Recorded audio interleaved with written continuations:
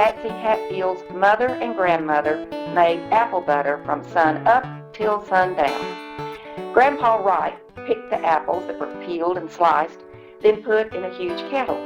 Patsy remembers that old kettle. It was cast iron lined with copper. It was big, you know. You could sit 3 young kids in that kettle, it was so big. Her grandpa kept the fire stoked under the pot to cook the apples. When the apples started to get soft, they had to be stirred and stirred what seemed like forever. They were stirred with a long pole that had a paddle with holes to help break up the apples. Cinnamon, allspice, cloves, and sugar were added for flavor. When a large spoon was dipped in, and it dripped just so, it was considered done. The finished apple butter was canned in quart jars with zinc lids and put away for winter. When Buddy Wiseman was a young boy, way back when, there was not the abundance of wild game in the mountains that we have now. He can't remember that there were any wild hogs, but there was a bear now and again.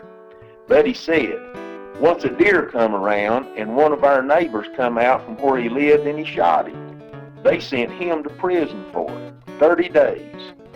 That was one deer, and that's the only one we heard of around here. When we was growing up, there wasn't no wild stuff like that. I reckon there's so many people kept them killed off. Now the woods are full of them, bear, deer, and everything.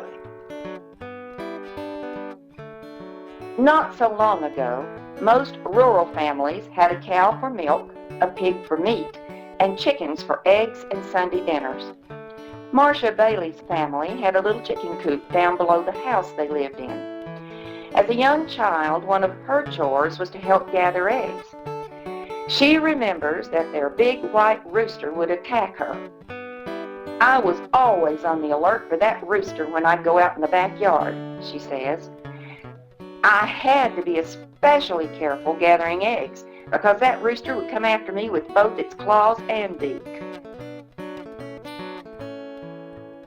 When Ray Dillinger was 13, his father planted oats in a rented field.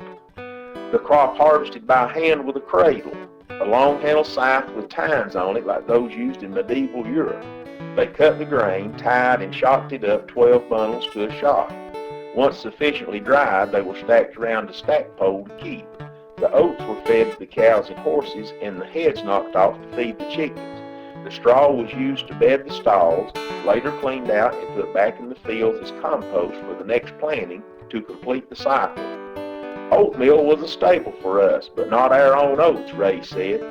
My mother used to buy crystal wedding oatmeal, and in each box she got a glass or a saucer or whatever. A good many years ago, hunting was not so much sport as putting food on the table. Willory Job says her family ate a lot of squirrel growing up. Her dad would skin it by putting his foot on the tail and pulling up the skin off the whole thing. Her mother would cut it in about 3 pieces and stew it for a long time because it was tough. She made squirrel gravy that was really good. Much later, Willory's own kids would hunt squirrel, and she'd have to cook it. By that time, she says, it was hard for me to look at a squirrel and not think it's a rat or something. So they ate the squirrel, and she just ate the gravy. It's amazing how things have changed in 50 or 60 years, said Ray Dillinger. When I was young, the average person in the mountains didn't use horses to plow with. They used oxen, because they were easier kept. Horses were used for riding or going places with the wagon, but oxen were better behind the plow. Ray's dad told him of plowing with a bull-tongue plow behind a team of oxen. Once the beast laid down and he couldn't get it up again. So he took some broom sage, stuck it under its tail and set it on fire. The oxen jumped up and ran away. His father got angry and tanned his hide pretty good for that one. There was a time when many families raised much of their own food, but didn't have the convenience of refrigeration. They had to preserve the produce in order to feed themselves throughout the year. Willory Job says, we didn't have freezers. Everything we ate was canned. Corn, tomatoes, beans. We had a canning house that also had a big potato bin. Often, the children picked the wild berries that were made into jams and jellies. The house Willery lived in had what was called a spring house. Water was piped in from the spring and ran continuously through a little trough where jars of milk were set down in the water to keep cool. Refrigerators have long since replaced spring houses, but gardening and home canning remain a mountain tradition to this day. When Terry McKinney was coming up, porch parties were still a popular pastime. Family and nearby friends would gather and make music. Terry, a budding young musician, would slip in behind the men to play along, and the women might join in with their washboards. The women used to put on a big spread of food, he said. Then they'd have a little picnic. And the middle-aged folks danced, but the younger ones were more shy. It was an event that was not only music, but fellowship, and a time when teenagers could court and a boy could meet a girl. Often they'd have an intermission and let the younger ones play post office or spin the bottle. Sometimes they would have corn shuckings, and a girl that found a red ear got to kiss one of the single guys. Kat Conley speaks of a time when her people were very self-sufficient. When you moved to the mountains, you generated all your stuff. You raised everything or bartered, she says.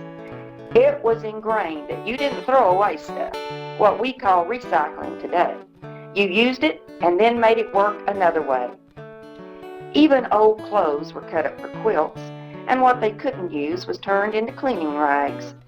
There were chickens, a cow, and a pig that ate the table scraps.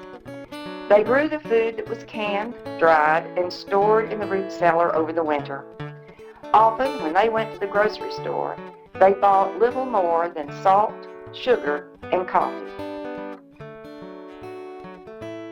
Terry McKinney has a story that explains the term fiddling around. In days of old, there were musicians that traveled from place to place and were welcomed the same as the traveling preachers. If a pretty good fiddler came into a community, played a tune or two, and the people liked the way he played, they would try to get him to stay.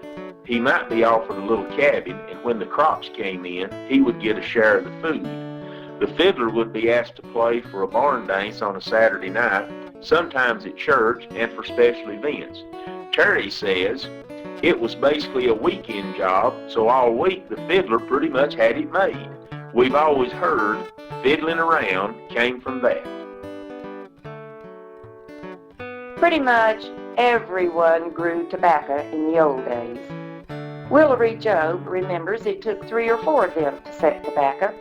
First, they laid out the rows with a horse and a plow. Then somebody came behind with a wooden peg and made holes. Another person set the plants in the hole, and someone came behind and covered it up. It was an all-day process of getting a few rows done.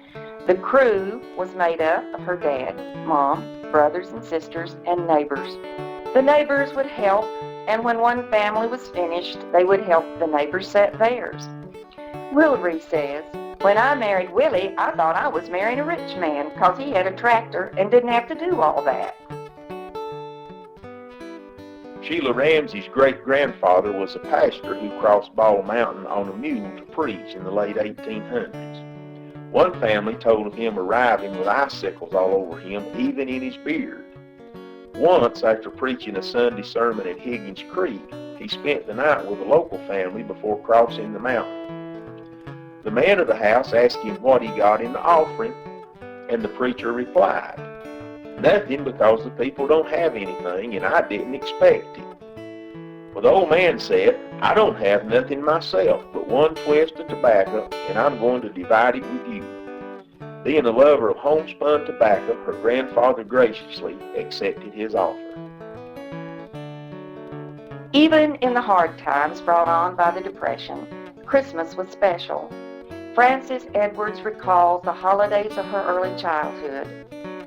Everyone fared alike back then. You hung your stocking up, you got an orange, a stick of candy, maybe an apple. Her family would go out and cut a pine to decorate. There was no electricity for lights, but she and her siblings gathered little round balls that grew on trees she can't recall the name of. The tinfoil wrappers from discarded cigarette packs were used to wrap those balls that were hung on the tree. Her father would shoot mistletoe from way high in tall trees to put over the door or place on the table for decoration. When asked if she got kissed under the mistletoe, she chuckled and said, "That's just a saying, too. I don't think that happened in my house."